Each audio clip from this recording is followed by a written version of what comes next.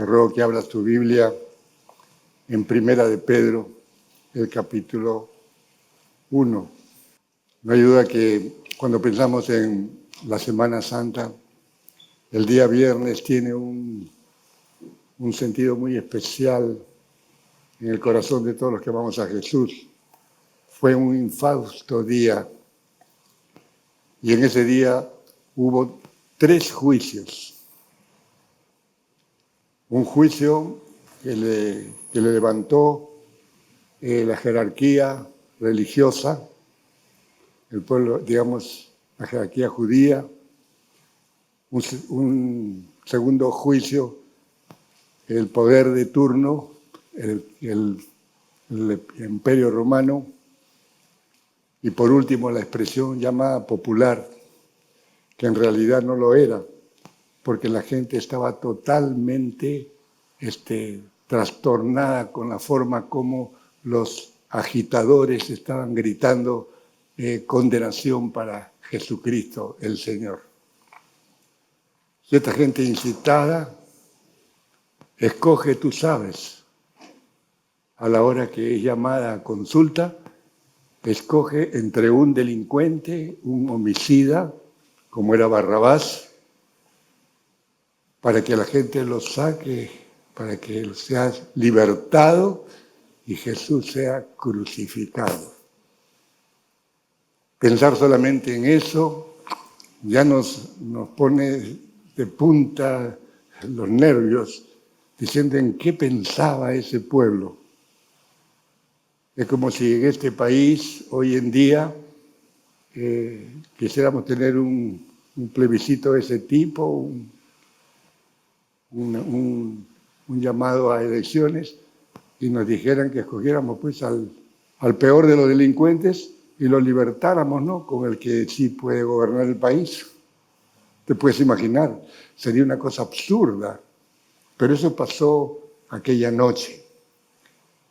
Y hay un momento en el cual Pilato, el gobernador romano, que quería de alguna manera salvar a Jesús porque no veía ningún delito en él, lo saca a Jesús, que ya ha sido flagelado con el flagelo romano. Muchos morían simplemente en el flagelo, y lo saca. Te puedes imaginar cómo estaba Jesús en lo físico, y sin embargo dice: he aquí vuestro rey. Y la gente grita: fuera, fuera, crucifícale. Y él pregunta: ¿a vuestro rey he de crucificar? Y la gente comenzó a gritar, incitada por los sumos sacerdotes del tiempo, incitada: no tenemos más rey que César. Entonces ya acabaron con la defensa del gobernador, no podía ir más allá, y entregó a Jesús a la cruz. Pero si tú miras la Biblia de tapa a tapa, te das cuenta que en ese momento Israel vivió la más terrible apostasía de toda su historia.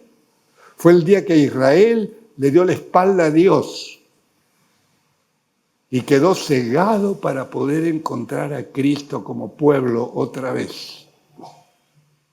Israel hasta ahora está así.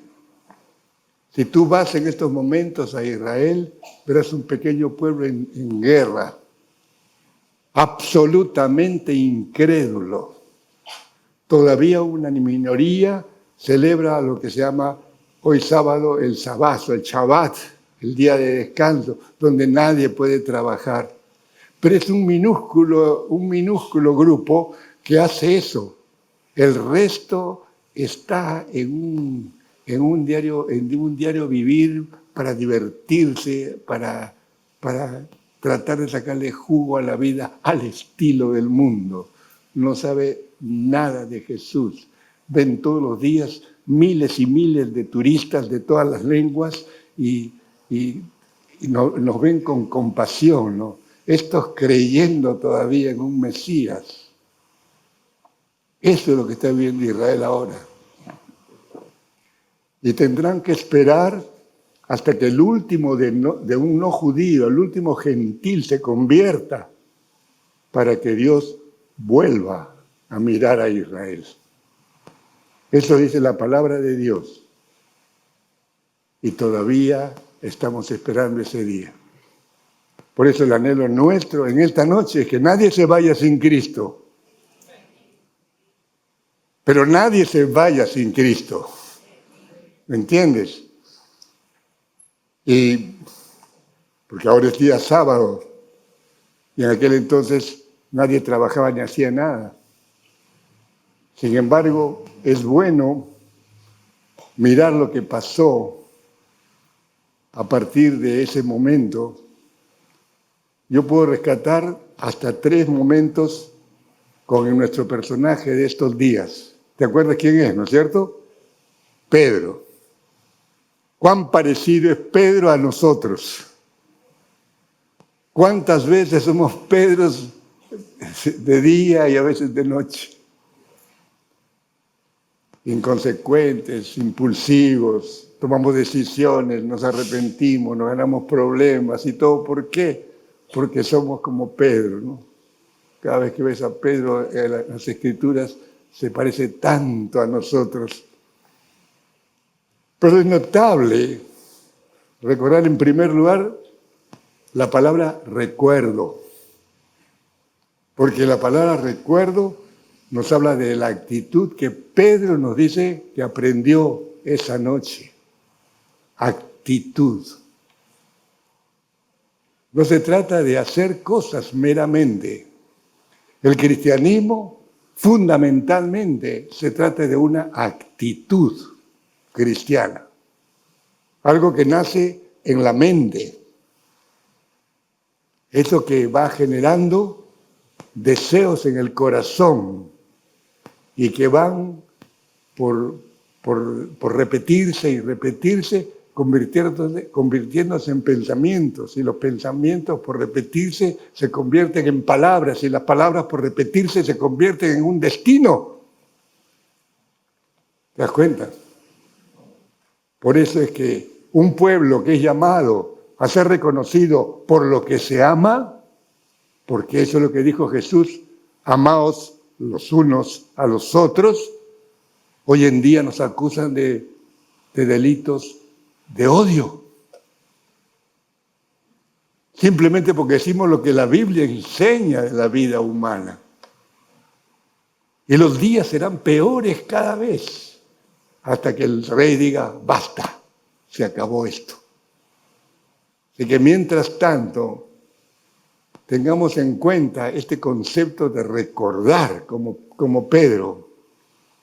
Pedro va a tener que pasar muchos años, por lo menos 30 años, para recibir la inspiración que recibieron todos los profetas que escribieron la Biblia. Como 30 años para que él escribiera 2 cartas que fueron dictadas por el Espíritu Santo a él. Son Primera de Pedro y Segunda de Pedro. Y ahí puedes ver cómo el Señor había cambiado a esa persona tanto. Y cómo desde el primer día, cuando se encontró con el Mesías, el Señor le dijo, tú eres Simón, ¿no?, hijo de Jonás, tú serás llamado Pedro, que significa roca. Tú serás. ¿De qué nos habla eso? ¿Qué fue lo que captó Pedro desde la primera vez? Que el Señor de la gloria que venía aquí tenía poder para cambiar tu trayectoria. Lo que tú eres a lo que el Señor quiere que tú seas. Y por eso estamos aquí, queriendo aprender, ¿no es cierto? Y por eso en los esfuerzos con nuestros niños, con nuestros jóvenes, veo los buses llegando con los adolescentes y los padres recogiéndolos. Qué lindo, ¿no? Ojalá pudiéramos todos tener ese interés. Pero Pedro nos sorprende cómo en su primera carta, mira Primera de Pedro, el capítulo 1, verso 1 y 2, ¿no? Cómo nos sorprende con el saludo de su epístola, ¿no? Pedro, apóstol de Jesucristo, dice allí, a los expatriados de la dispersión en el Ponto, Galacia, Capadocia, Asia y Bitinia, elegidos, subraya esa palabra en tu Biblia, según la presciencia de Dios, Padre, en santificación del Espíritu, para obedecer y ser rociados por la sangre de Jesucristo. Allí tienes el Dios Trino, Padre, Espíritu Santo e Hijo. Allí está, en el saludo. Qué importante que es esto. Él había cambiado su actitud y entonces él recién saluda, ¿no? Dice, obedecer y ser rociados con la sangre de Jesucristo, gracia y paz os sean multiplicadas. Y en su propia experiencia, llegó el día de Pentecostés, ¿te acuerdas? El día que descendió el Espíritu Santo. ¿Quién predicó allí? Pedro. ¿Por qué? Porque el Señor le había dicho, Pedro, a ti te haré las llaves del reino. No estaba diciendo que se iba a convertir en el portero del cielo, como muchos creen. No, él tenía las llaves del cielo. ¿Y sabes cuáles son las llaves del cielo? El mensaje de salvación, de liberación, de rescate que tiene el Evangelio de Jesucristo. Hoy día, esas llaves que recibió Pedro están vigentes en este pequeño lugar. ¿Te das cuenta? Tú oyendo, yo transmitiendo, pero somos uno en Cristo. Dígalo amén como iglesia, que todo Miraflores lo sepa. Y donde quiera que se escuche esto, hay una iglesia que en una sola actitud cree en esto, vive esto, y si no la está viviendo, quiere comenzar a vivirlo. Eso es lo que el Señor anhela en estos días difíciles. Pedro saluda y Pedro recuerda que recibió esa llave del reino. Si no lo ves en tu Biblia, buscar en casa Mateo 16, 16. Notable cómo el Señor de la gracia nos hace una alusión a aquellos que son rociados con la sangre de Jesucristo, como ejemplo de un pacto en la referencia a limpieza de las personas, al perdón de nuestros pecados, porque eso es ese recuerdo imborrable que recibió Pedro como todos los demás. Cuando tú vas al capítulo 3 de Primera de Pedro, vas a encontrar como en el verso 14, 3:14 de Primera Pedro, Pedro dice, mas también si alguna cosa padecéis por causa de la justicia, bienaventurados sois. Por tanto, no os amedrentéis por temor de ellos, ni os conturbéis. En estos días de frustración por causa de las injusticias presentes que se ven todos los días en nuestro país, por ejemplo, nos podemos dar cuenta qué vigencia tienen estas palabras. Parece de un diario de hoy que está hablando la verdad. ¿Por qué? Porque todos los días leemos de la injusticia, cómo se vulnera en nuestro país. ¿Y cuál debe ser la actitud de nosotros, los cristianos? ¿Cantar coritos? ¿Eso querrá el Señor? Sí, son lindos, es lindo. Alimenta el alma, te llena del espíritu de anhelos en el Señor, ¿verdad que sí? Pero tenemos un accionar diario que el Señor espera en nosotros como cristianos en este momento, para vivir así como dice 1 Pedro 3:14, porque en estos días de frustración podamos, decirle no al temor paralizante que busca inquietar nuestro corazón. Que ya no tengas que decir, mejor, ya no se puede vivir en este país, ¿dónde nos podemos ir? Y estás pensando en escapar. No, hermano, no, hermana. Si estás aquí, estás en Perú, porque Dios lo quiere. Porque el Señor te quiere aquí, te necesita aquí. Por favor, abre los ojos. Y esto tiene que ser recordado. Por eso la palabra primera que yo quiero que te lleves en tu corazón hoy día, Dios me llama a que recuerde estas cosas todos los días para que conduzcan mi vida, para que salga de las cosas que no solamente que son pecados, que son fáciles de identificar, sino también aquellas cosas, como decíamos anoche, que nos distraen, que nos sacan del centro de lo que Dios quiere que nosotros sepamos cada día y tengamos la actitud que responde a esa necesidad pública y privada. La segunda palabra que yo quise dejar contigo es la palabra respuesta. Porque el apóstol Pedro en su carta no se queda allí. Mira cómo continúa. Da un paso más allá con el verso 15, 3:15 de Primera de Pedro. Míralo en tu Biblia, márcalo, marca un papel.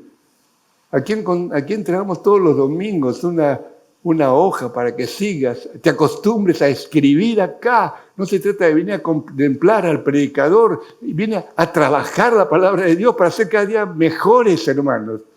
Un hombre o una mujer que habilita el reino más rápidamente. Tú sabes que tu actitud cristiana acelera la venida de Cristo. ¿Cuántos quieren que Cristo venga ahora? ¿Te das cuenta? Pues tu forma de actitud, tu actitud ahora ayuda o retrasa esa venida.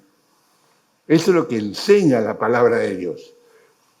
Como la primera respuesta, verso 15 del capítulo 3, Pedro dice, sino santificad a Dios el Señor en vuestros corazones y estad siempre preparados para presentar defensa con mansedumbre, dice allí. Mansedumbre o humildad son intercambiables. O sea que somos llamados a ser humildes, pero hoy día la palabra humildad se le pone a la persona que no tiene medios económicos, que no tiene cómo vivir. Ay, es persona humilde. No, hermano, la humildad es una cosa poderosa que Jesús lo pone para que tú tengas una vida de victoria de lunes a lunes. Es por eso que es importante esta respuesta. Y la pregunta es, ¿cómo lo logramos? Un autor dice, bueno, la humildad es la actitud de la vida. Y es interesante, yo he puesto un pequeño ejemplo para que tú esta noche comiences a trabajar la palabra de Dios de otra manera.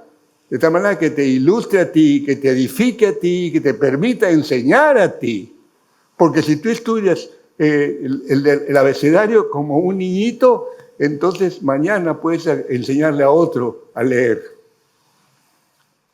Mira Filipenses capítulo 2, verso 5. Mira para que veas cómo puede cambiar la palabra, el uso de la palabra. Si tú lees Filipenses capítulo 2, verso 5, la versión que usamos nosotros masivamente por muchos años es la Reina Valera, ¿verdad? Que tú tienes. Dice, haya pues en vosotros este sentir, subraya la palabra sentir. Este sentir que hubo también ¿en quién? En Cristo Jesús. Mira cómo se portó Cristo. ¿Cuál fue su actitud de vida? Piénsalo. Así lo dice esta versión. Hay otra versión cristiana también, que es la Nueva Versión Internacional, que este mismo pasaje está allí. Dice así pues, la Escritura dice, la actitud de ustedes debe ser como la de Cristo Jesús. La actitud de ustedes. O sea, tengo que mirar este versículo y decir, ¿cómo enfrentó Jesús lo que dice Filipenses 2:5? ¿Qué estaba diciendo Jesús en ese momento? Estaba contándonos que dejó su gloria, ¿no? Que no estimó el ser igual a Dios como cosa que aferrarse, sino que se despojó de sí mismo y se hizo hombre. Esa actitud, ¿te das cuenta? No se trata de decir, yo soy humilde, y yo puedo. O como dicen los muchachos a veces, yo mismo soy. Que muchos adultos copiamos. Aquí está hablando de actitud.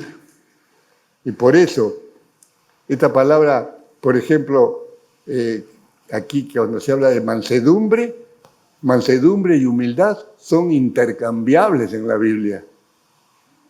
O sea, así como dice que nosotros tengamos un espíritu de mansedumbre y estar preparados con mansedumbre, estar preparados para presentar defensa de nuestra fe. Pero la mansedumbre también es humildad. Dios quiere que seas humilde.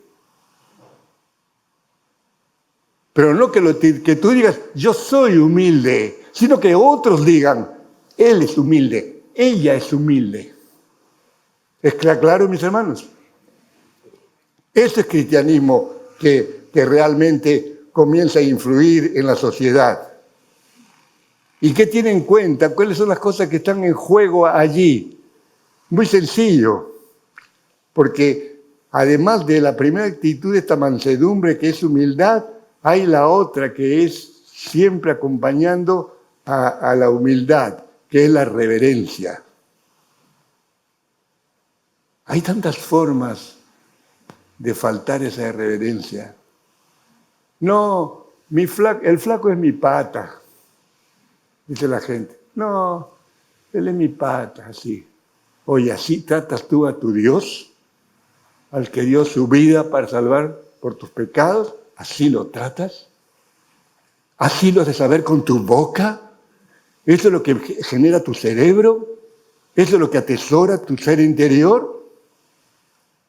Hermano, no estamos hablando para que tengas una vida sin brillo, sin diversión, sin nada. Estamos hablando de que tus pensamientos se comiencen a renovar. Estamos hablando de eso. Mira lo que enseñaba Isaías, 1000 años antes de Cristo. Isaías capítulo 55.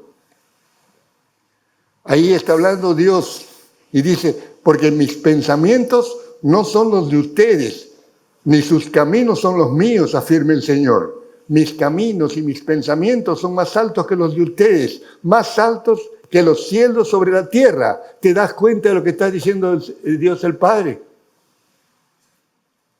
Eso es lo que son los pensamientos de Dios. ¿Cuáles son mis pensamientos? Piensa en qué voy pensando todo el día. ¿De qué está llena mi mente cuando digo pensando? ¿Qué cosa es lo que te preocupa? ¿Y qué cosa te llena tus pensamientos? ¿Qué cosa es lo que llena tu centro de interés? Hermanos queridos, estamos llamados a una amplitud maravillosa. Cuando tú te sumerges en la palabra de Dios y esos valores comienzan a filtrarse en tu diario vivir. ¿Me dejo entender? Si tú puedes decir amén, yo sigo adelante. Si no, hablamos de fútbol, de deporte, de lo que tú quieras. Pero yo te aseguro, hermano, yo me siento como cualquier cristiano y alguien está enseñando la palabra, predicando la palabra, yo quiero un papel, yo quiero un lápiz, porque quiero llevarme algo. Porque mi mente, después de que salga 5 minutos de acá, el 95% me voy a olvidar. Eso pasa, hermano. Y por eso tratamos de que todos tengamos eso claramente en nuestra mente, ¿no? ¿Qué cosa involucra esto que está diciendo Isaías allí? Que los pensamientos de Dios son más altos y más grandes que los nuestros. Está hablando de capacidad, está hablando de volumen, de todo, absolutamente de todo. O sea, yo nunca puedo ser como Dios. yo nunca puedo saber todo lo que Dios sabe, ¿correcto? Pero eso tiene que vivir para la vida diaria en nuestra forma de pensar, hermano. Nunca vamos a conocer lo que Dios conoce.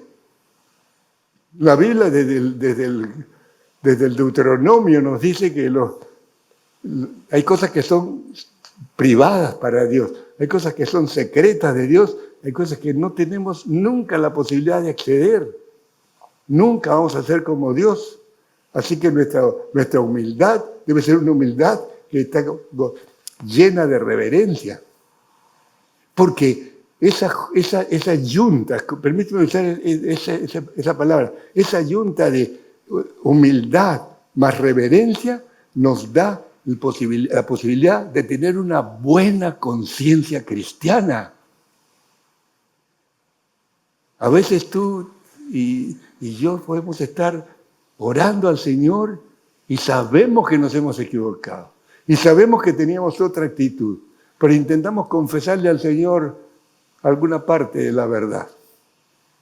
Nadie nos va a cotejar eso, pero queda registrado en la mente. Y tú mismo te estás martirizando para el futuro, porque pierdes esa capacidad de entender la voluntad de Dios. ¿Se está entendiendo esto, hermano? Nunca es tarde para cambiar por el amor de Dios, nunca es tarde. Tú puedes tener 30, 40, 50 años en la fe como los tengo yo, pero no interesa, hermano. Tú siempre puedes decir, Señor, a partir de hoy yo quiero un cambio. Recuerdo un hermano de aquí, de esta congregación, que todos los días se levanta y tiene un pedacito de papel y tiene su lapicero. Cuando él escucha una cosa, lo pone ahí, para la noche, para su devocional. Qué interesante. Después se olvida.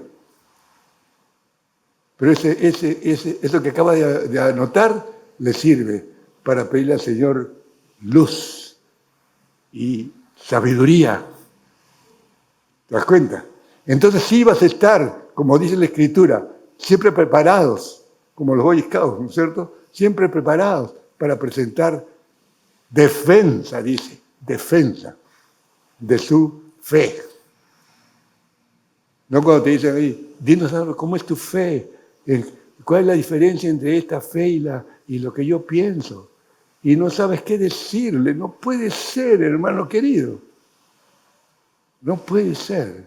Tenemos que hacer un cambio, pero el fin es que tengamos una buena conciencia, que no intentes aún engañarte a ti mismo diciéndole una media verdad a Dios, porque con Dios no puede haber eso. Un autor dice, esto se logra con un ejemplo de vida. Mientras haya inconsistencia, escucha bien, entre palabras y obras, no habrá buena conciencia. Que yo puedo tener un desbalance entre mis palabras, lo que yo digo y lo que yo hago. Si no hay concordancia, entonces yo no tengo una buena conciencia. No enfoco bien la vida. Por el amor de Dios, abre tu mente. Que esta Semana Santa no sea simplemente un rato que viene un loco y te habló un poco. No se trata de eso, hermano. Esta inconsistencia tenemos que acabarla. Por eso los versos 16 y 17 de este capítulo 3 de 1 Pedro, Pedro nos dice, teniendo buena conciencia, ¿para qué? ¿Cuál es el propósito? Léelo conmigo. Para que en lo que murmuran de vosotros como de malhechores, porque eso es lo que nos acusan ahora, ¿verdad? Nosotros tenemos amor por la gente y nos dicen que los odiamos. ¿Por qué? Porque decimos que está, por ejemplo, que está mal que dos hombres vivan juntos, intimidad, o que dos mujeres vivan juntos en un. Eso nos dice que el hombre, la humanidad, para que esté completa, la humanidad para que esté completa es varón más hembra. Eso dice la primera página de la Biblia. Cuando Dios dijo, hagamos al hombre, dijo, hagamos al hombre, varón y hembra. Qué pena que tan poca gente me está siguiendo. Pero Si queremos tener esa buena conciencia, entonces nosotros vamos a tener eso que dicen aquí en nuestras respuestas. Vamos a dejarlos avergonzados a los que intentan torcer la doctrina cristiana, que es inmensamente superior a la forma como piensa el mundo. ¿Cuántos dicen amén a eso? Eso es, hermano, para tener un nuevo año, que la próxima Semana Santa vamos a decir, pastor, qué lindo, he crecido en esto. Qué lindo. Y vas a ver lo que pasa con tu familia, comenzando por tu esposa, por tu esposo, por tus hijos, los que viven bajo tu techo, comenzando por ellos. Que ellos digan que eres humilde, que ellos digan que eres manso, no menso. ¿Está claro? Pues bien, amén. Pablo nos anima a practicar la fe en armonía con la confesión de esa fe. Qué lindo, ¿no? Y qué lindo para nosotros seguir leyendo ese capítulo 3 de 1 Pedro. Mire el verso 18. Porque también Cristo padeció una sola vez por los pecados, el justo por los injustos. ¿Para qué? ¿Para qué? Para llevarnos a Dios. Para llevarnos a Dios. Un día yo acababa de convertirme, hablaba con una persona que era religiosa, y cuando le conté mi experiencia, le digo, ¿qué? Me dijo, ¿qué? ¿Tú eres salvo? Sí, le digo, yo soy salvo. Y me dijo, alábate coles, porque no tienes quien te alabe. Yo le dije, no es cuestión de alábate coles. Yo no he ganado la salvación me la regaló Jesucristo, es otra cosa. ¿Te das cuenta? Entonces tenemos que tener eso claro, pues hermanos, si no, ¿qué vas a hablar? Esto es lo que nos enseña Pedro ahí, el justo por los injustos, para llevarnos a Dios. Es decir, el hombre, la mujer, el ser humano, que escuchando estas palabras, se rinde sabiendo que ha vivido una vida torcida en un camino que lo conduce a la perdición, que no lo conduce a la vida. Entonces, si eso no se da cuenta de eso, entonces no sabe lo que significa llevarnos a Dios. Llevarnos a Dios significa que Cristo te lleva de la mano. Y después en la puerta, al día que te toque partir, Él te recibe y Él te introduce. Eso nadie lo puede evitar, hermano, por favor. Ármate de ese pensamiento. Tú no crees que vas a ser salvo. Tú eres salvo, eres salva y punto. Y tienes que hablar de esa realidad. Acá hay algunas personas que todavía no conocen a Jesús. ¿Por qué? Porque tienen miedo. No me van a dejar divertirme, no me van a dejar tomar, no me van a dejar bailar. ¿Quién te ha dicho? La libertad con L mayúscula viene por ser cristiano, hermano, por favor. Ese es el cristianismo verdadero.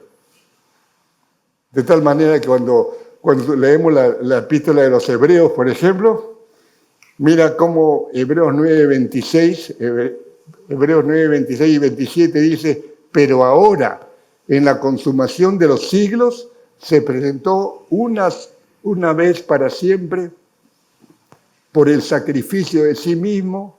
¿Quién es ese? ¿Quién es ese? Grítalo, ¿quién es ese? Cristo. Lo está diciendo mismo claramente.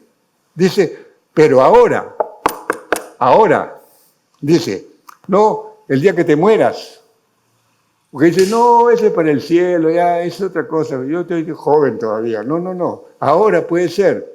Hoy día en Lima, Perú, y en cualquier ciudad del Perú, uno sabe a la hora que sale, pero no sabe a la hora que vuelve. ¿Sí o no? Eso es lo que está pasando. Hay una inseguridad tremenda.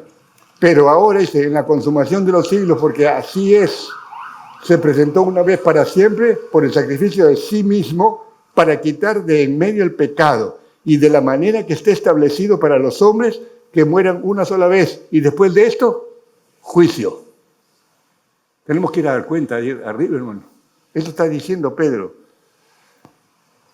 Y la frase que sigue dice en 1 Pedro 3:18, el justo por los injustos. Igual. ¿Sabes? El justo por los injustos. ¿Sabes lo que significa eso? Que el justo por los injustos para llevarnos a Dios es una frase vicaria. ¿Pero qué es eso, Roberto? Una frase vicaria. Si en el griego dice vicaria. Ayer leía en un diario de una cosa personal que hablaban de una conversación vicaria. La gente no entiende lo que es una conversación vicaria, ¿no? Pero aquí, vicaria significa en lugar de, ¿no? En lugar de esto, esto. ¿Se entiende? O sea que hay un cambio. En lugar de esto, en libro, esto aquí. Esto es vicario. Esto es vicario de esto. ¿Me entiendes? La vida está llena de ese tipo de comparaciones. Y tienes que aprenderlas. Y tienes que usarlas. Por eso, en la Biblia los teólogos hablan de tipo y antitipo. ¿Qué cosa es el tipo? Una cosa que ocurrió en el pasado. ¿Y qué cosa? Apuntaba a un antitipo en el presente. Por ejemplo, si los judíos llevaban a un animalito para ser sacrificado, ¿no? Y en ese sacrificio uno sabía que sus pecados eran cubiertos, entonces eso era el tipo de lo que iba a pasar luego en el Nuevo Testamento. En el Nuevo Testamento ese tipo es Jesucristo, que murió en lugar tuyo, en lugar mío. ¿Te das cuenta? Si podemos entender esto del tipo y el antitipo, no es teología muy profunda, pero esto reproduce que cuando un hombre se rinde al Señor, entonces la vida cambió para siempre. Ese viernes en la noche, cuando Jesús dijo, Padre, en tus manos encomiendo mi espíritu, ¿qué pasó en el templo? ¿Qué pasó con el velo que separaba? De arriba a abajo, como diciendo, este asunto era temporal. Así que deja tu religión, porque tu religión es temporal. ¿Te das cuenta? No se trata de eso. Se trata de lo que significa la obra de Jesús, porque Jesús vino a tomar nuestro lugar de pecadores. Y Él se hizo pecado porque llevaba nuestros pecados. Es simple, hermano, si quiere hablarlo en esos términos. Y vale la pena avanzar. ¿Por qué? Porque se rasgó aquel velo enorme que separaba el lugar santo del lugar santísimo. Y ¿sabes qué? A partir de ese momento, ya todo ser humano tiene libertad de acceso a la presencia de Dios. Nada te impide. Nada te impide. Qué importante que es eso para nosotros en nuestra vida diaria. Una vez andaba por las calles de Miraflores con un pastor judío que se había convertido al catolicismo. Y de repente, en uno de esos silencios que se dan en una conversación mientras uno camina, el hombre dijo, gracias Jesús. Yo volteé, ¿qué está hablando? Si no estamos conversando nada. Él tenía una conversación con el Señor en ese momento. Entonces me hizo tomar conciencia que la vida puede ser así. Cualquier elemento que suceda en la vida la convierte en un diálogo permanente con el Señor. No eres un cucufato, como nos dicen, ¿no? Que vives andando en prácticas así. No, vives una relación que es distinto de una religión. De eso se trata, hermano. Y aquí lo que nos está diciendo Pedro es que hoy es el día agradable. Hoy es el día de salvación para ti. Hoy es el día de la libertad. Hoy es el día del rescate. No mañana. Mañana puede ser demasiado tarde. ¿Sabes? Los entendidos hablan de una tercera palabra que vale la pena recordarla, la palabra resistencia.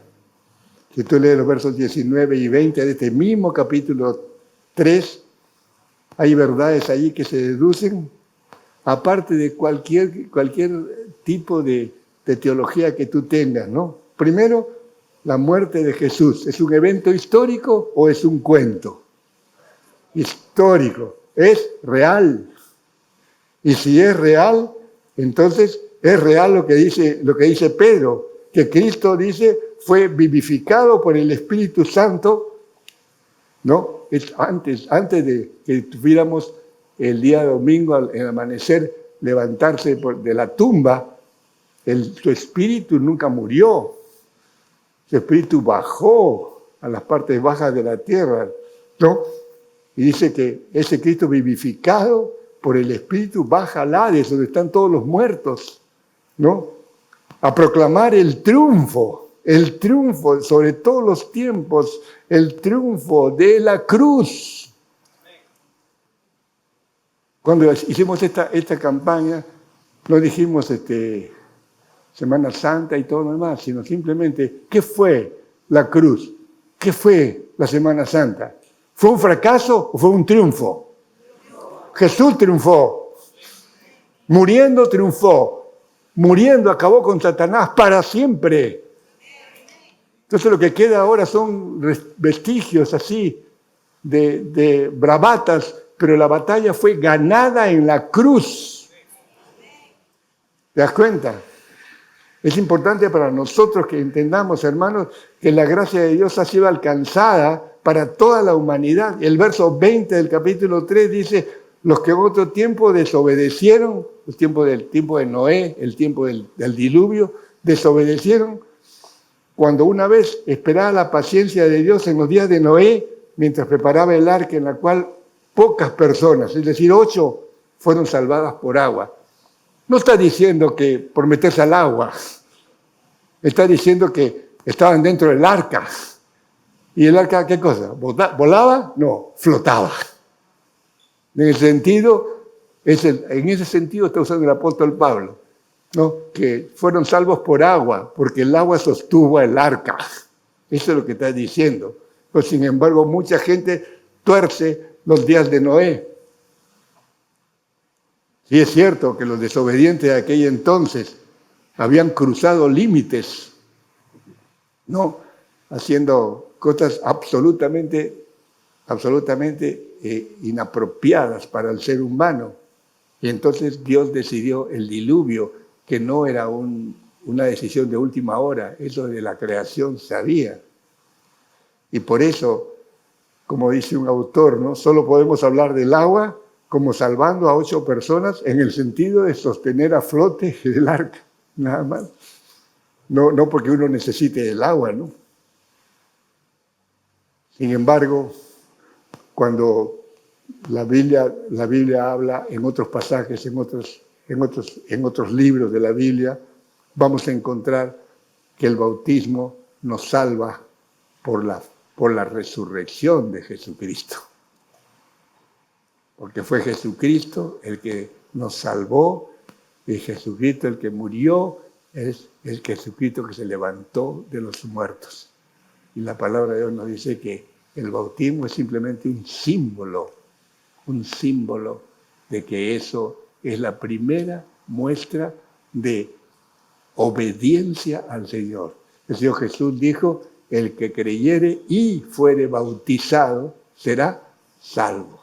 ¿Te das cuenta, hermano? No se trata que si tú no estás bautizado te vas a quedar, sino que es una muestra de obediencia. Por eso, cuando uno mira lo que pasó con Pedro, uno se da cuenta, si uno sigue leyendo los evangelios, uno se da cuenta que Pedro, después de una semana, Pedro dijo, voy a pescar. ¿Te acuerdas? Y 6 más, entre los cuales estaba Juan, su amigo de siempre, que eran también discípulos de Jesús, lo acompañaron. Eso es lo que dice. en este capítulo 3. Y la palabra de Dios nos dice que no pescaron nada. Pero ese día el Señor restauró a Pedro. Y le dijo, Pedro, sígueme. Una sola palabra. Pedro, sígueme. Y quiera Dios que tú, si estás aquí y tú no tienes a Cristo todavía en tu corazón, tú puedas escuchar con sinceridad, con nitidez esa palabrita, sígueme. ¿Quieres vivir la vida de verdad? Sígueme para seguir a Jesús. El siervo sufriente en la cruz ha llegado a ser el Señor triunfante después de la resurrección. Ese es el todo. Se nos ha ido el tiempo. Yo quiero tener un tiempo de oración sencillo para que las personas que están aquí, que quizás están por primera vez, ¿cuántos vienen por primera vez? Levanten sus manos los que vienen por primera vez, si hay algunos. Pero si hay personas que vienen por primera vez, o que vienen muchas veces, pero nunca se han visto en este punto de decirle al Señor, Señor, te entrego mi vida, yo no puedo más con la vida que estoy viviendo. Yo necesito un cambio a 180 grados. Si estaba yendo para abajo, quiero irme para arriba. Si tu deseo es ese, este es el momento para ti. Vamos a inclinar los rostros y vamos a orar.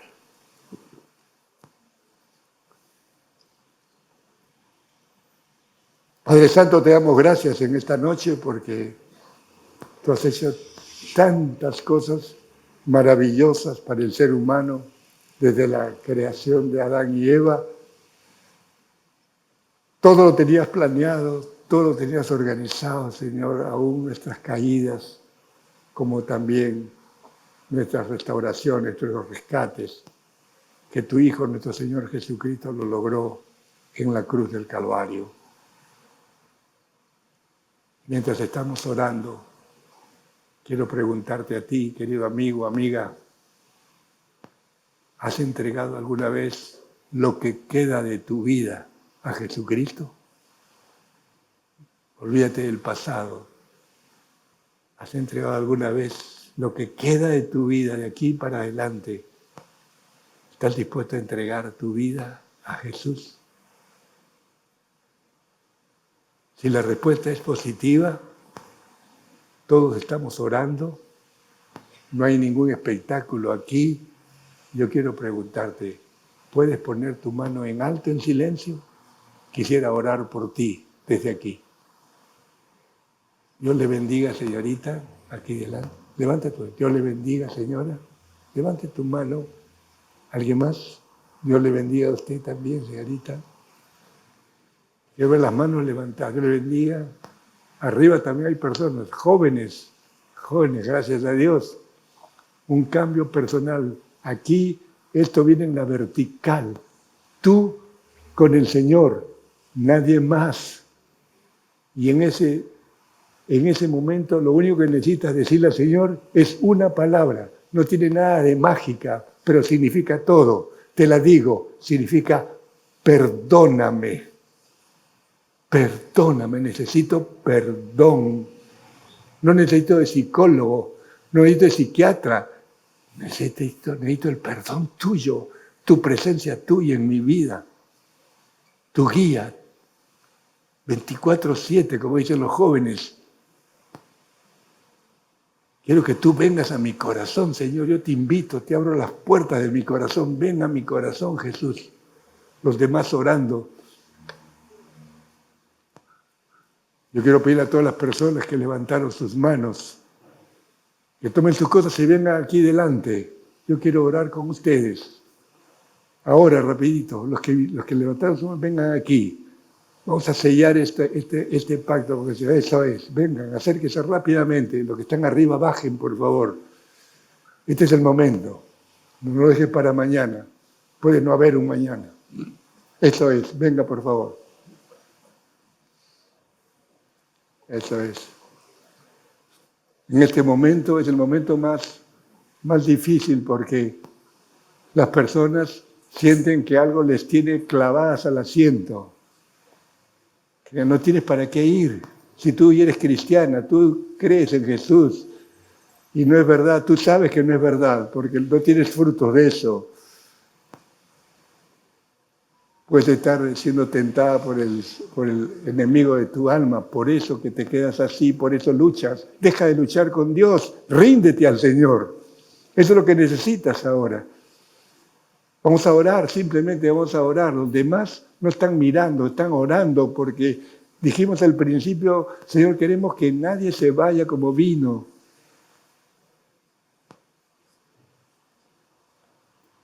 Ha habido muchas personas que han levantado su mano, jóvenes arriba, bajen un instante solamente, eso es.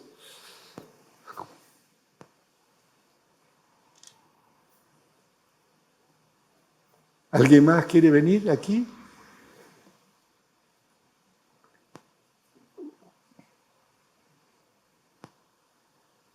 Vamos a orar entonces. Padre Santo, te damos gracias por la claridad de tu palabra, por la bondad de tu corazón, que lo dejó todo, Señor, para venir a rescatarnos de la esclavitud del pecado. Te damos gracias, Señor, porque este día no es en vano.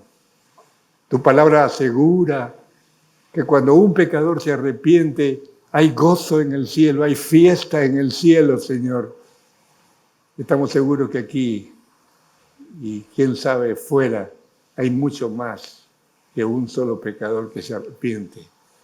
Por eso te damos las gracias, Señor, y te rogamos que tú bendigas a las personas que están aquí delante. Que les muestre, Señor, lo que significa el perdón de pecados, la vida eterna ahora mismo, Señor, para que ellos disfruten su nueva vida con el Señor. Te lo suplicamos, Padre, en el nombre y por los méritos de Jesucristo, nuestro Señor. Amén. Amén.